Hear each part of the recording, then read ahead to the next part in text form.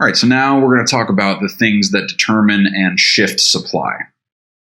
All right, so just to start thinking about this, let's just think about this example scenario here. So suppose that a new method of manufacturing or creating flash memory cards, a new method of doing that significantly reduces the cost of production. Okay. Basically, what this means is that producers of these flash memory cards will be willing to supply a higher quantity at any given price. So at all prices, they will be willing to supply a higher quantity. Okay.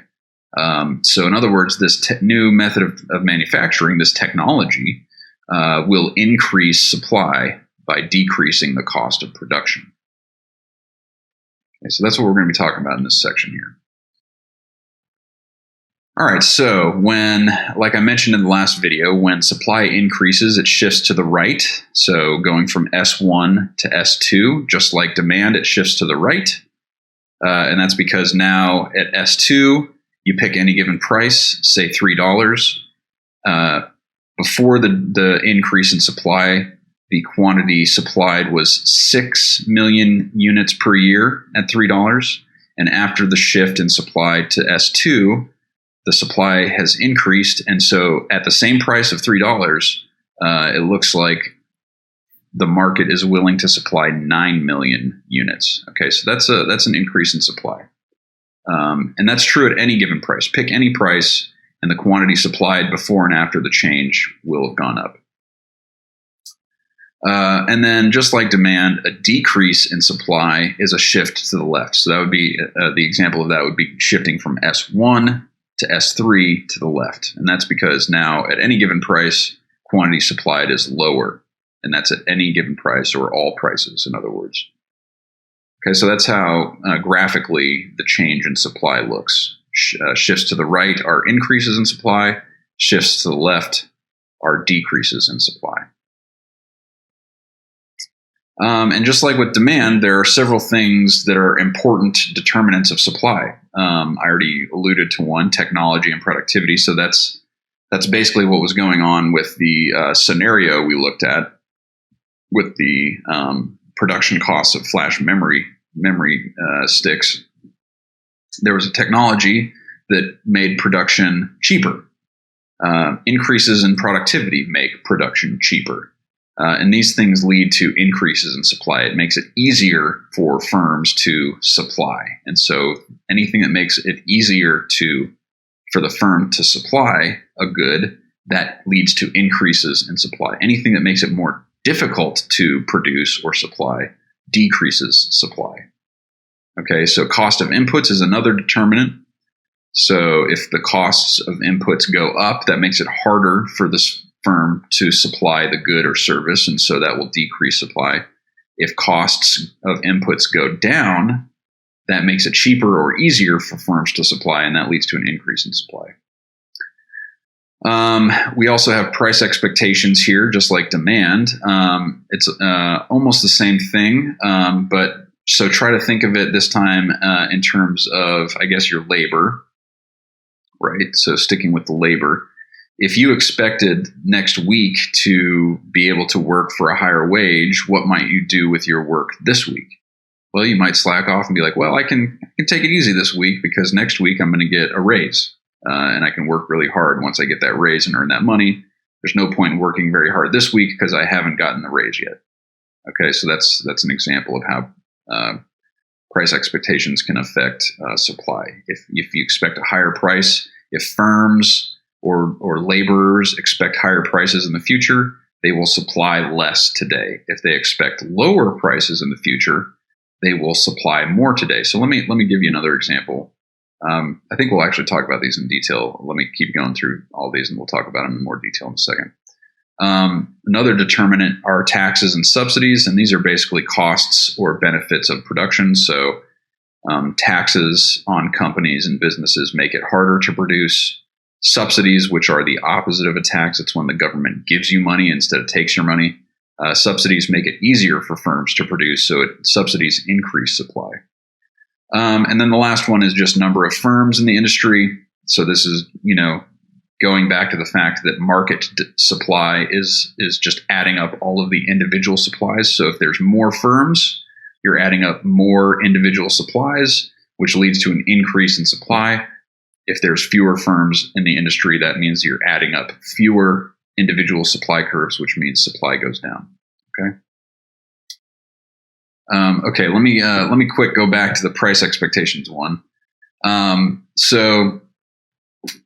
Think about if you were a gas station owner. Maybe this will be a good example too. So think about it, if you were a gas station owner and you expected the price next week to be higher, what would you probably want to do with the gas you currently have in your tanks underground underneath the gas station?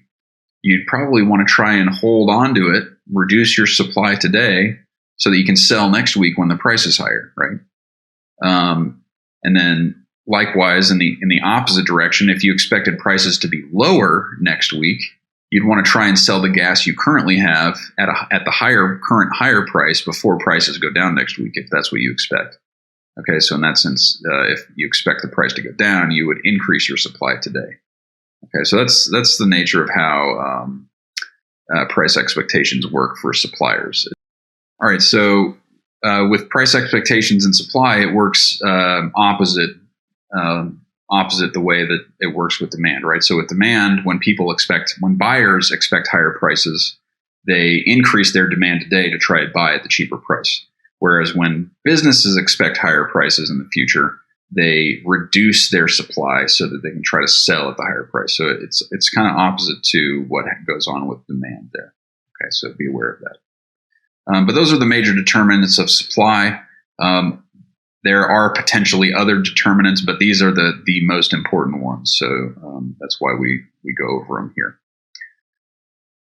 All right, so let's look at a policy example. So there have been policies that generate higher water input costs and cut agricultural commodity supplies. So in recent years, both the U.S. government and the state of California's government have responded to severe droughts by redirecting large volumes of water away from farmers in favor of providing water to cities' water systems and to rivers and streams with endangered fishes. So they've been increasing the cost of getting water, the cost to farmers. It's been harder for farmers to get water because of these policy decisions by the U.S. government and the California state government.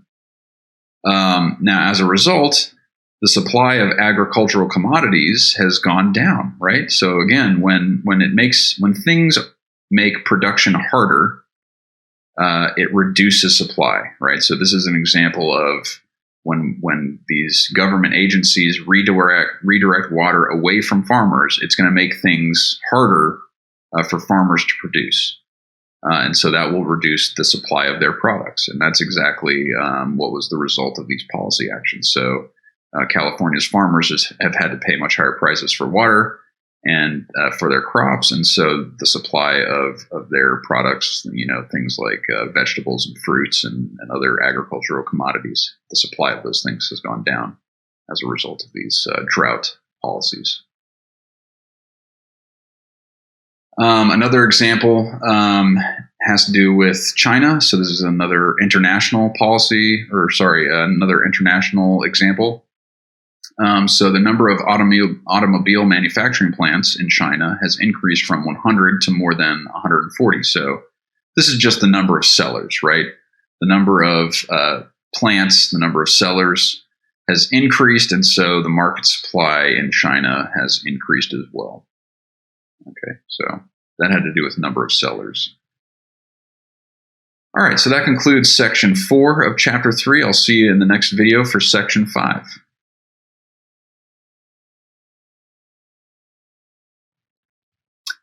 Okay, and we'll wrap up this section talking about, just like with demand, the difference between changes in supply and changes in quantity supplied. So it's basically the same thing. Whenever there's a change in one of those determinants of supply that we typically assume to be fixed, right? So we typically assume that they are ceteris paribus. If any of those things change and they aren't fixed, then there will be a change in supply, which is a shift of the entire curve to the left or to the right. Okay, and so that's anything other than price of the own good, the good's own price. Sorry, the good's own price. So if anything other than the good's own price changes, then that can change supply. But a change in the price of the good doesn't change supply. It changes the quantity supplied, which is moving from one point on the supply curve to a different point on the supply curve. And in other words, it's a movement. It's a movement along the curve. Okay.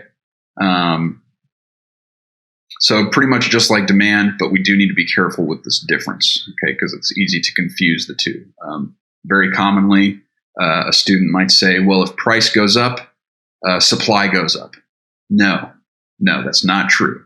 Okay, if price goes up, quantity supplied goes up.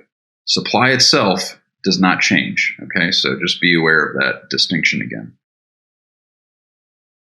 All right, that concludes section 4 of chapter 3. I'll see you in the next video for section 5.